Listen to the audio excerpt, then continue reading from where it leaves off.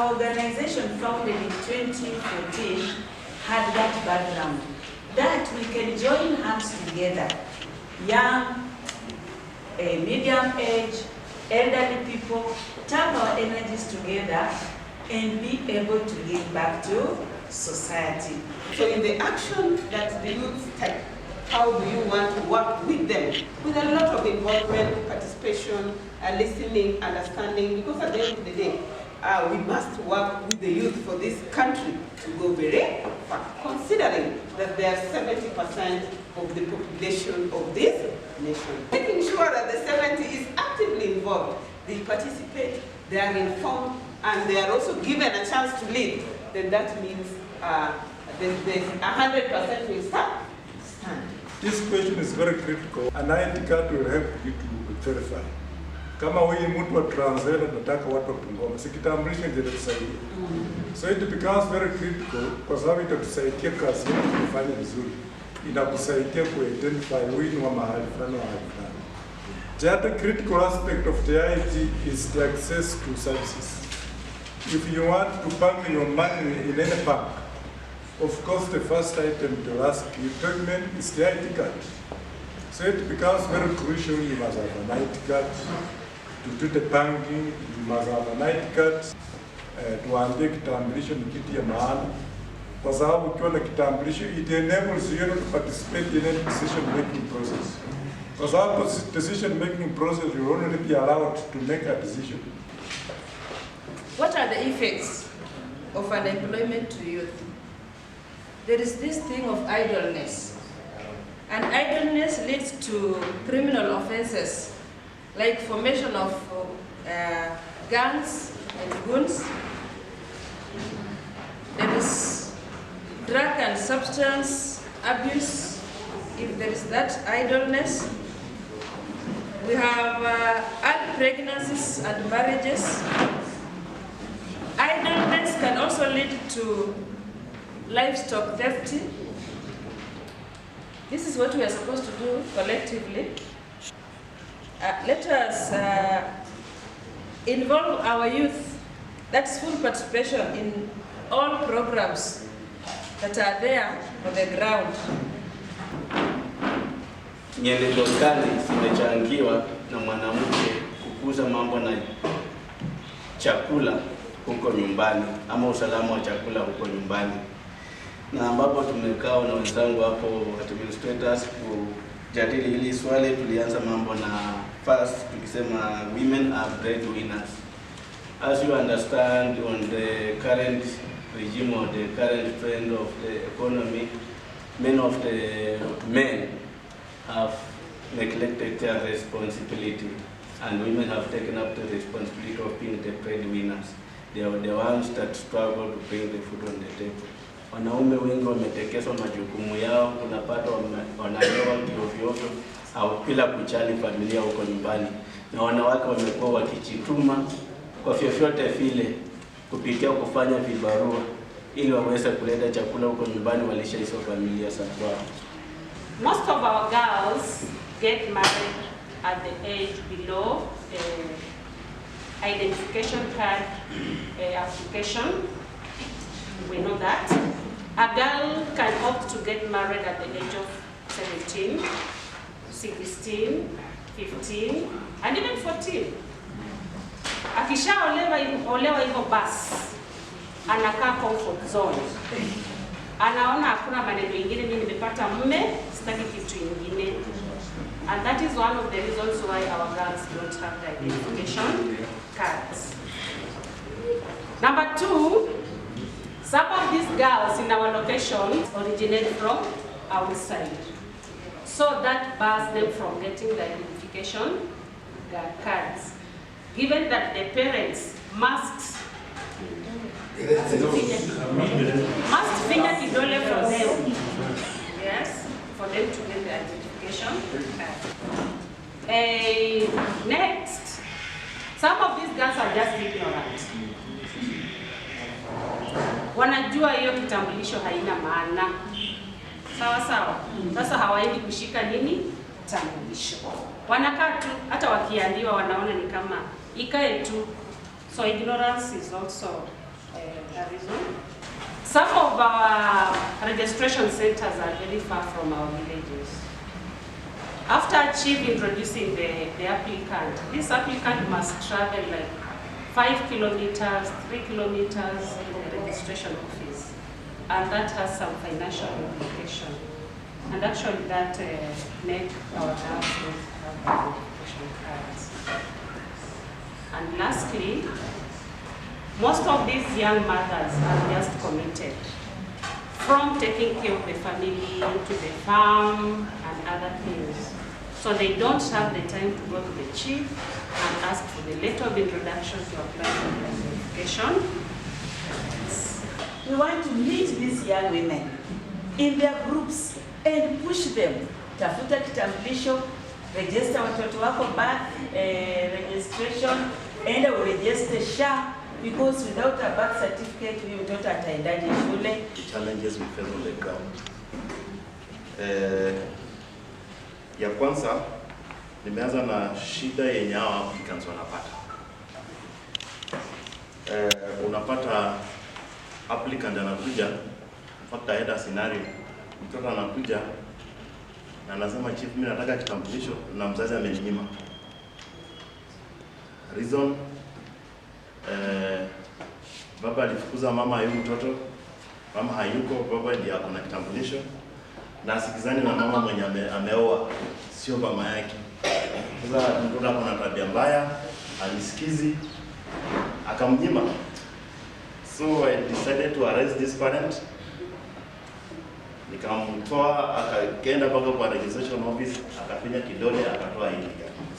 So those are the challenges some watoto wanapata. Ingine, they lack the required documents. Kuna wengine hapa hajafika, wamefika class 2, and you know a class 2 kid hawezi pewa living certificate, hana birth certificate, wengine hawaendi kanisani. Sasa unajua kupata hiyo document ya kusupport mtoto inakuwa shida kubwa, ama namna gani?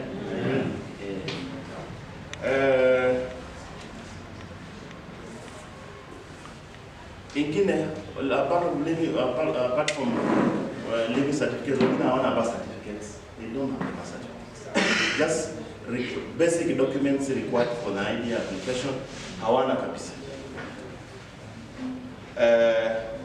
Watoto wengine, my colleague said, my chief choice, ya kwamba they are not just aware, hawana haja ya kushika kitambulisho. Hana haja, anajua kitambulisho labda ni ya maana, lakini hana haja kabisa, anakaa hapo tu. Wengine saa zingine tunaandika summons kwa ofisi, tunamwita, tunamsummon kwa ofisi, muulize shida iko wapi, kitambulisho. So we have used some various ways to encourage our people to shika kitambulisho, but those are the challenges we get. You know, location ni kubwa, uwezi wengine trace, wengine na hizo shida. Then another challenge, mtoto ana haja kushika kitambulisho, but the parents don't have IDs. Mtoto ana haja kabisa, lakini baba na mama hana kitambulisho. Sasa watoto wanakaa yatima. Because now you require, the parents are not dead. Unajua kama umekufa, then you can look for the card. Lakini wako mama na baba, lakini hawana kitambulisho. Sasa wewe kama chief kwa ofisi unashinda, utasaidia watoto namna gani? Mpaka wazazi wapate vitambulisho ndio watoto wapate. Ama namna gani chiefs? Then mwisho, sir, most of these registration offices currently hawana forms of application. Currently hata kama nimepiga sahihi kwa ofisi ya registrar of passports, hawana forms. So kids are stranded in our offices.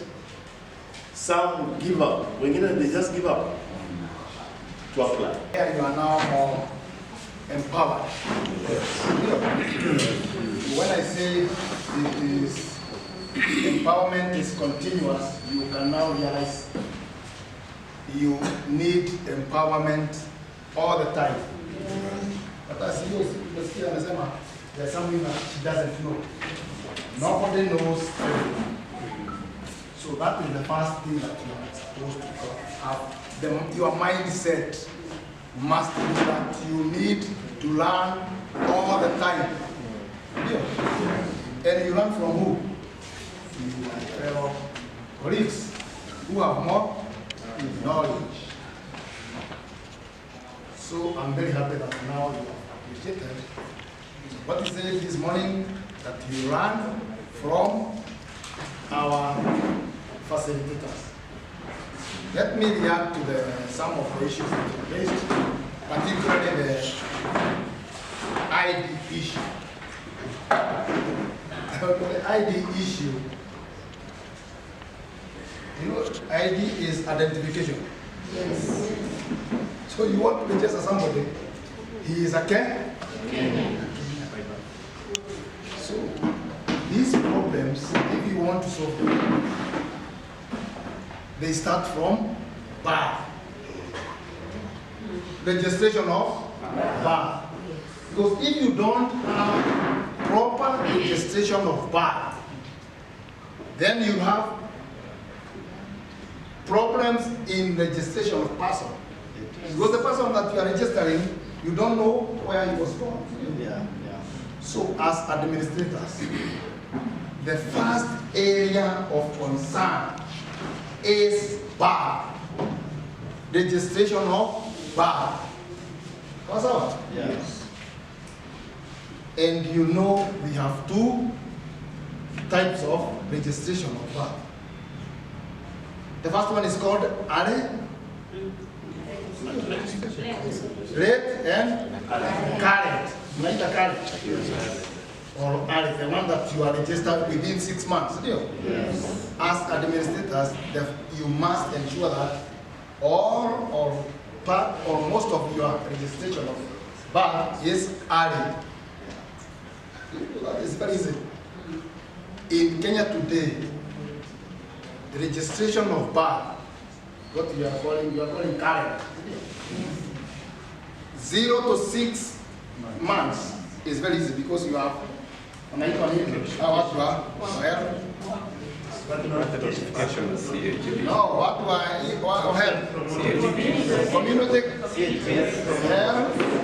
provider, senior. Yeah. So the first thing that you do is you encourage your mothers to give birth.